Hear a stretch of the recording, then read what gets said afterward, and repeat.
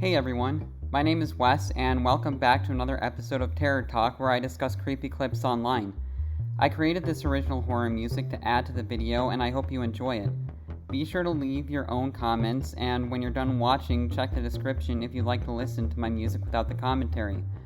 Now let's get into it and have some fun. I've been a trucker for close to 15 years now. This happened to me in 2017. I was driving an overnight haul through the Mojave Desert in California, headed for a destination in Arizona. I think I was delivering appliances, I don't really remember. It was pitch black darkness in every direction. The headlights on my semi were really dim at the time, and I'd been putting off getting them fixed forever. Usually I couldn't tell the difference, but since there were basically no other cars on the road, it was much more obvious. I remember having to strain my eyes every few minutes to make out the road in the distance. That could have been a horror story in of itself. I was debating pulling over for a couple hours and waiting for sunrise. Have you ever been in a driving situation like that where you can hardly see the road in front of you? That just sounds terrifying to me already. Seriously. Let me know in the comments below if you've ever had an experience like that, because that would be very stressful. I'm not gonna lie, I really don't like driving that much to begin with, especially long distances, but man, that would be stressful. But I didn't want to waste my time. I desperately needed the money at the time, so I kept driving even though it wasn't fully safe. I figured since it was basically a straight line, it would be okay. I think it was about an hour before sunrise when I saw something approaching fast in the distance. Worried about hitting an animal, I slammed on the brakes. As my truck screeched to a stop, I realized what was in front of me, a car with its hazards on. The weird thing was that it was in the exact middle of the road, like literally on the double yellow.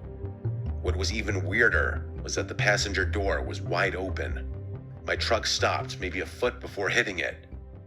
Not to toot my own horn, but I'm a pretty fearless guy, and I know my way around a bar fight. Because of this, I wasn't really scared when I saw the car. I was more curious than anything. Yeah, that's pretty weird. Why would a car be right in the middle of the road like that? And I gotta give this guy credit that being fearless like that, but you also have to use caution in these situations. If you know your way around a fight like this guy claims he does, then, good on you. But honestly, the other person can have a gun or a knife, and you just gotta be careful. I thought maybe someone needed a jump or something, so I reversed the semi and pulled over. I thought about throwing some flares down, but decided against it since I hadn't seen a single other car on the road besides this one. I got out of my truck and made my way over to the car. It was a warm, still night. I remember thinking how strange it was that there was almost no wind. It was also really quiet that night. The faint click of the hazards was the only sound in what felt like the entire desert. I got a little closer to the car. I vividly remember that it was a new-looking red Ford Fusion. I approached the car a little cautiously. Like I said, the passenger door was wide open. I walked around the car and stopped in my tracks. It was completely empty. I made sure of it too, checking the back seat and anywhere someone might be laying down. There was literally no one inside. All of a sudden, I was much less sure about the situation. I was expecting someone to need help of some sort, maybe even someone who took a nap in a really dumb spot. I certainly wasn't expecting this, though. The car was literally empty. I cast a few glances over my shoulder. I also feel like this is a trap, don't you? I mean, I literally feel the guy is walking right into a trap, so I don't know, the whole thing is very suspicious. Feeling a lot more uneasy now. I kept whipping my head around, looking in every direction. I felt like someone was going to charge me or something.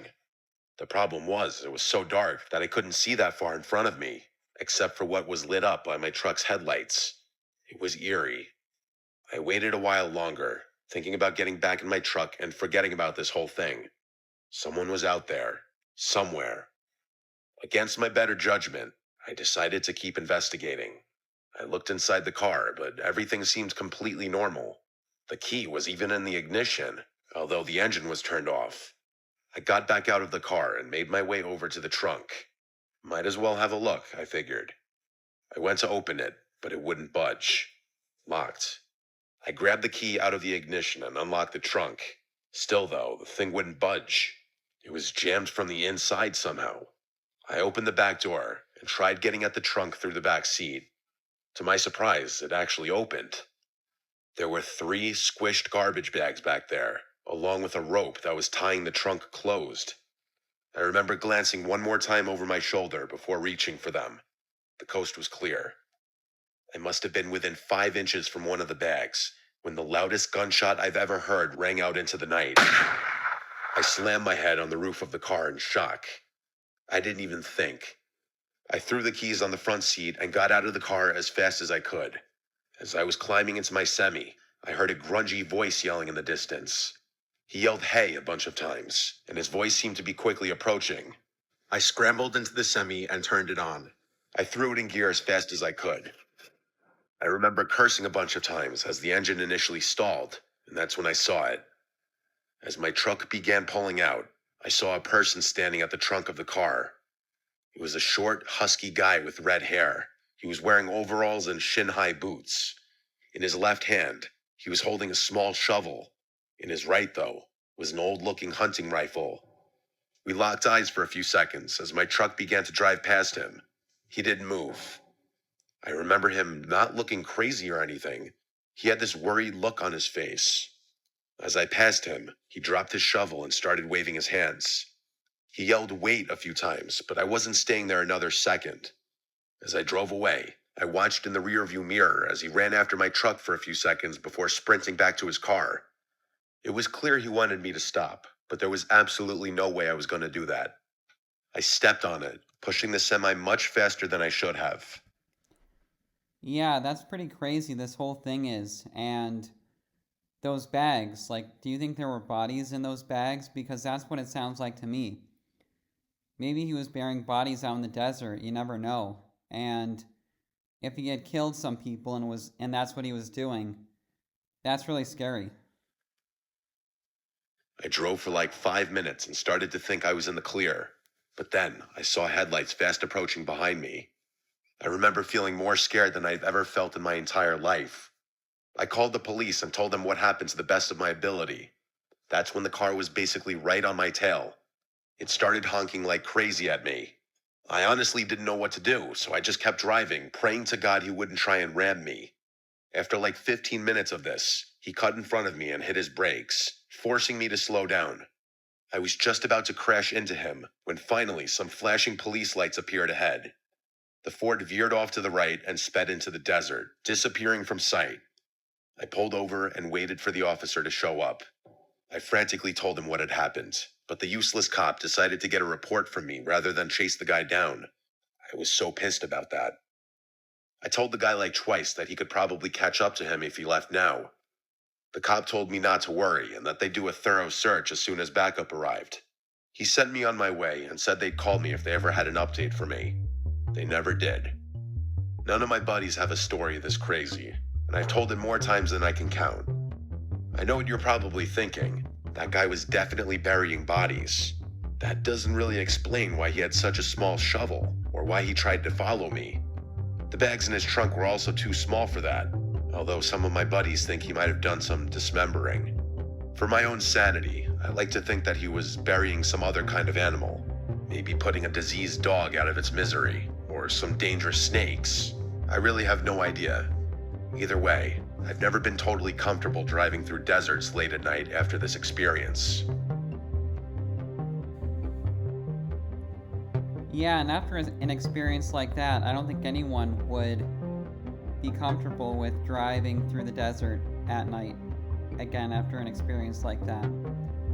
And while I can understand why the guy was pissed that the cop didn't go after him, like, I honestly don't blame the cop to begin with, because honestly the cop was probably just trying to stay safe, like, not lazy or stubborn or an asshole or anything like that, but he was probably just trying to stay safe. Like, if he knew the guy had a shovel and a gun with him, like, You know, if he doesn't have to, if he doesn't absolutely have to go after this guy, like, why would he? And I know that's technically a police officer's job, but at the same time, I wouldn't want to go after someone like that in the middle of the night. Like, that's super scary. And so, I don't blame the police officer at all for not wanting to. And by him sticking back like he did, he probably saved his own life, honestly. So, those are just my opinions, though. If you were a police officer, would you have stuck around? Or would you have chased after the guy? Let me know in the comments. But overall, I thought this was a creepy story, and I hope you enjoyed the music and the commentary, and I will see you in the next video.